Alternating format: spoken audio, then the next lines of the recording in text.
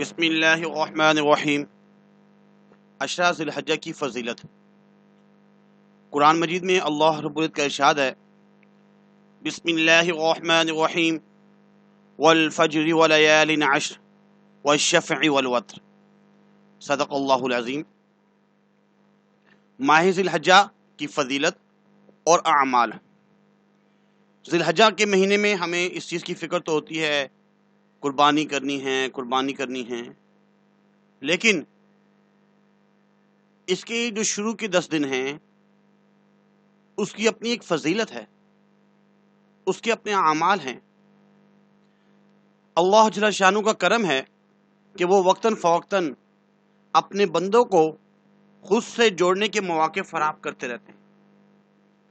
نماز، زکوٰۃ، روزہ، حج، عمرہ، اعتکاف، قربانی، عاشورہ، شب برات، شب قدر، یہ سب اسی کا اظہار ہے کہ بندہ جو دنیاوی کاموں میں لگ کر اللہ رب العزت سے غافل ہو جاتا ہے وہ اس کی طرف پلٹے۔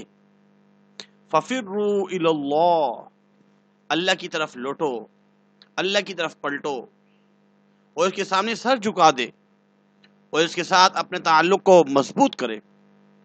قرآن کریم نے جن 4 مہینوں کو اشہر حرم قرار دیا ہے ان میں سے ایک ذو الحجہ کا مہینہ بھی ہے، جس کی عظمت و تقدس و دیگر محترم مہینوں کے مقابلے میں بہت زیادہ ہے۔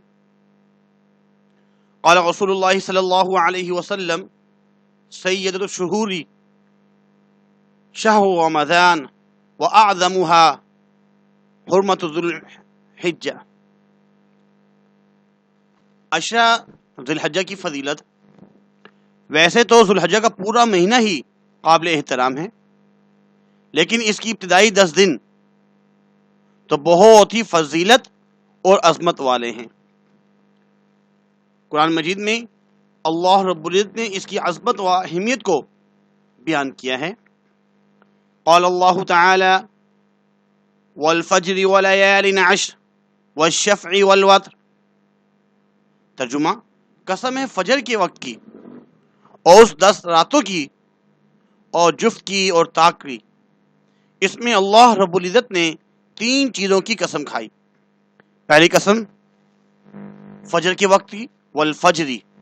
بعض مفسرین نے اس آیت میں خاص 10 ذی الحجہ کی صبح مراد دی ہے۔ دوسری قسم ولیال عشر، 10 راتوں کی کھائی ہے۔ اکثر مفسرین نے ان 10 راتوں سے مراد ذو الحجہ کے شروع کے 10 دن لیے ہیں۔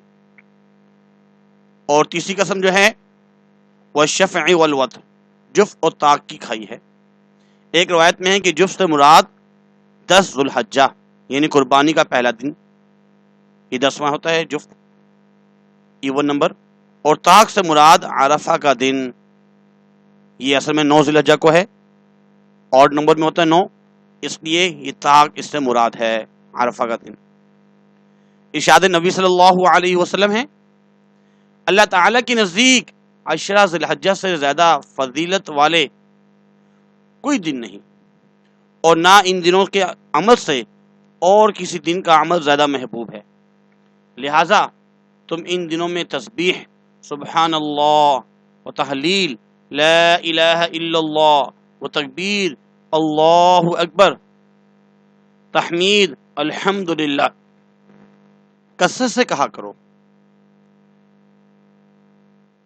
عشرہ ذی الحجہ، حضور صلی اللہ علیہ وسلم نے فرمایا، اللہ تعالیٰ کی عبادت کے لیے عشرہ ذی الحجہ یعنی کہ ذی الحجہ کی جو 10 دن ہے سے بہتر کوئی زمانہ نہیں۔ ان میں ایک دن کا روزہ 1 سال کے روزے کے برابر، اور ایک رات میں عبادت کرنا شب قدر کی عبادت کے برابر ہے۔ اور عرفہ کا جو روزہ ہے 9 ذی الحجہ کا، اس سے گزشتہ سال کے گناہ ہیں وہ بھی معاف، اور اس سال کی گناہ بھی معاف، 2 سال کے گناہ معاف۔ اس مہینے میں 10 ذی الحجہ کو قربانی کرنی ہوتی ہے، 10، 11، 12۔ تو قربانی کی حقیقت اور اس کا ثواب کیا ہے؟ رسول اللہ صلی اللہ علیہ وسلم کے صحابہ نے عرض کیا اللہ کے رسول ان قربانیوں کی کیا حقیقت ہے؟ آپ صلی اللہ علیہ وسلم نے فرمایا تمہارے والد ابراہیم علیہ السلام کی سنت ہے۔ لوگوں نے عرض کیا تو ہم کو اس میں کیا ملے گا؟ آپ صلی اللہ علیہ وسلم نے فرمایا ہر بال کے بدلے ایک نیکی ملے گی۔ لوگوں نے عرض کیا اور بھیڑ میں، کیونکہ اس میں زیادہ جو ہے بال ہوتے ہیں، بھیڑ میں؟ اللہ کے رسول آپ صلی اللہ علیہ وسلم نے فرمایا بھیڑ میں بھی ہر بال کے بدلے ایک نیکی ہے۔